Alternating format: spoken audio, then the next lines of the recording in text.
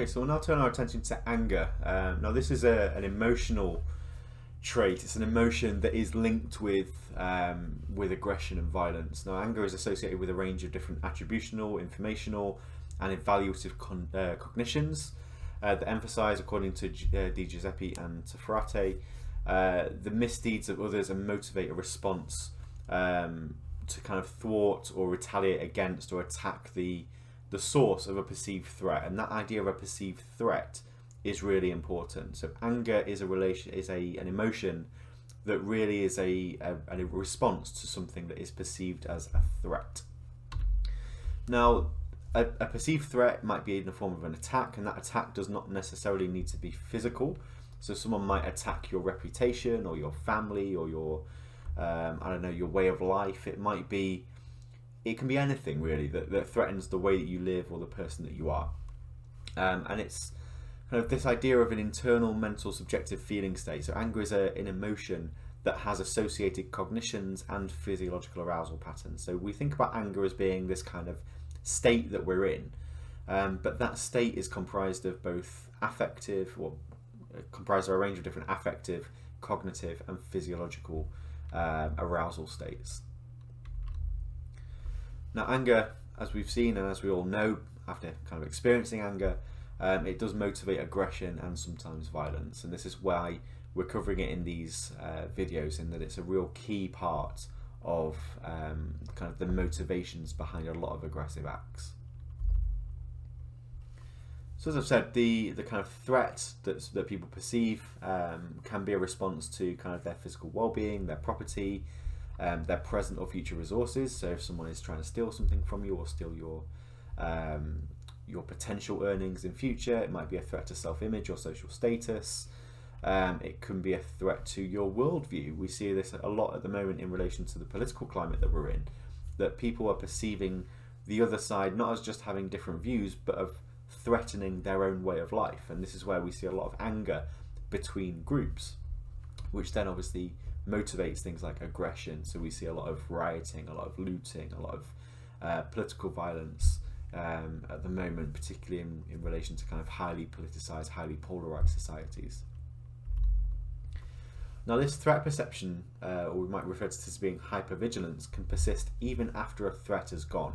So, for example, if you are being faced by somebody who is, offering a physical threat to you, they might be trying to attack you in some way. Even if they are removed from the situation, what you typically find is that this hypervigilance will kind of stay with you even after that threat has been removed. So you might be kind of constantly looking out for other sources of threat, even after the immediate threat has been removed from the situation.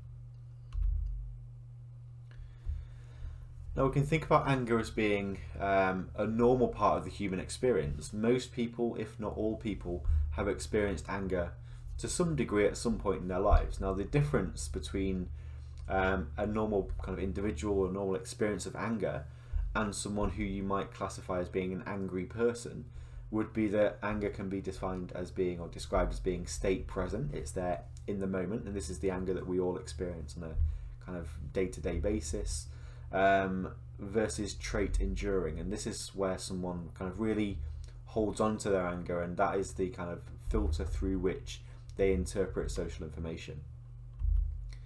So this maladaptive or trait enduring anger state contributes to a number of cognitive processing biases or cognitive processing errors. So things like attentional cueing, perceptual matching, false consensus kind of viewing, anchoring effects, these are all issues that stem from this trait enduring anger state. So people who are maybe able to be defined as angry people tend to have some of these, or all of these in some cases, cognitive biases. So we'll look at each of these in turn now. So attentional cueing is kind of a preoccupation or a rumination on some kind of provoking cue. So someone who is an angry person, they may be angry because of a particular threat that they perceive. This is particularly the case in relation to anger about politics at the moment. We constantly have these kind of worldviews where we see everything through the prism of politics. Now, if something is particularly triggering to your worldview, for example, then that's the lens through which you see that, and your attention is constantly being driven towards finding fault in others or finding something that supports your worldview. So it's generally more pronounced after perceiving a threat or perceiving a slight, but it's always there. It's always the lens through which you perceive social information.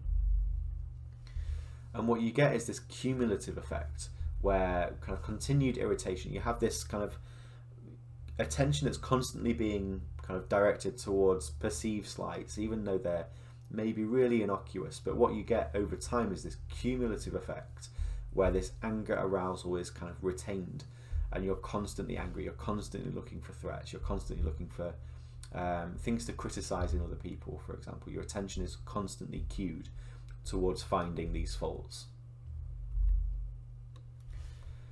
Perceptual matching essentially suggests that you have this schema where you have kind of this trait enduring anger, where in the past maybe you have I don't know, you've maybe acted out in a particular way to address that anger, and that becomes a schema over time, and that becomes your backup or your kind of fallback default response to any perceived slight.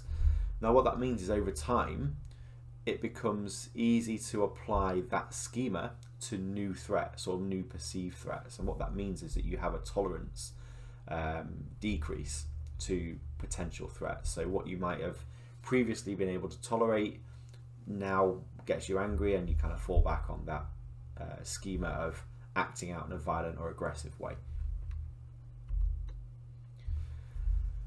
And again, this is very similar to what we've discussed previously in relation to cognitive psychology and these kind of cognitive schemas, these cognitive structures that build up, where you get this kind of associative network in memory of, okay, I'm feeling angry, I'm having this kind of anger, emotional based response, so therefore my way of alleviating that is to act in a violent way. In terms of attributions, anger can essentially cause people to blame problematic situations on other people, but their own behaviour or their own faults can be blamed on situational factors. This is kind of referred to as the fundamental attribution error in social psychology. The faults in other people are due to kind of fundamental flaws in themselves.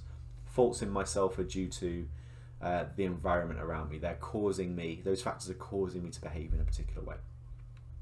Now this anger, this fundamental attribution error, can cause issues in understanding the motivations of other people.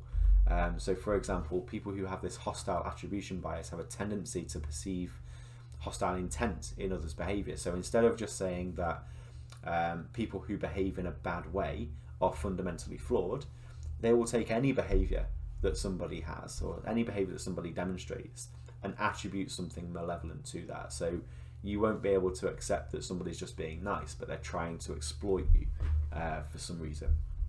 And for this reason, you're more likely to respond in an aggressive way. You're more likely to enact a reactive aggression in response to perceived slights if you have this fundamental kind of hostile attribution bias. Now the false consensus view is that there's an assumption that everyone thinks the same as you. So people who are kind of perceived as being angry people will have issues with understanding how people can disagree with them. Now this is because they have this idea of a false consensus, and again, politics is a really good context to understand this in, because you see a lot of people who are angry at the moment for various different reasons, and they just can't take the perspective of the other side or the other group. They can't understand how or why people might have a different worldview to them. This is because they have this idea of a false consensus. Potentially in the current context, this is because we're creating these echo chambers online where everyone seems to have the same opinion. So if you go outside of that kind of filter bubble, outside of that echo chamber, it's really difficult to understand how or why people have a different worldview. And this is where you see this kind of increased chance of interpreting disagreement as being a threat, a direct threat to you, your worldview, and your way of life. In terms of anchoring effects, people who are particularly angry or who have this high level of trait enduring anger will typically cling to their first impressions. So this is again consistent with the idea that people have these core cognitive structures and they have a very kind of poor ability, a low level of ability to use new information to adapt those cognitive structures. They're kind of constantly falling back on these initial interpretations that they make. Now what we can do is we can look at anger in the context of aggression and violence. So this is the Navaco model of anger and how it links to kind of expressions of anger as it's referred to in the model, but really what we're talking about is aggressive acts. So you start off with some kind of environmental cue. Now this can be a provocative statement, a provocative action, a particular social event, but essentially this is the thing that initiates some kind of, well, it's a trigger for a perceived threat. Essentially, it can be absolutely anything. It will be different for each individual person.